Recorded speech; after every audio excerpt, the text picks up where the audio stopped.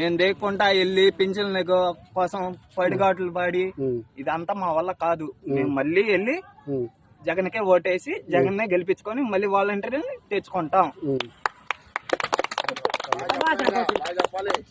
చంద్రబాబు మాకు వద్దు, జగనే కావాలి.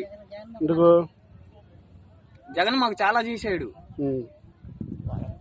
వాలంటీర్లను పెట్టాడు, అమ్మఒడి వేసాడు, చేయూతనిచ్చాడు, వికలాంగులకి పింఛన్లు పెంచాడు.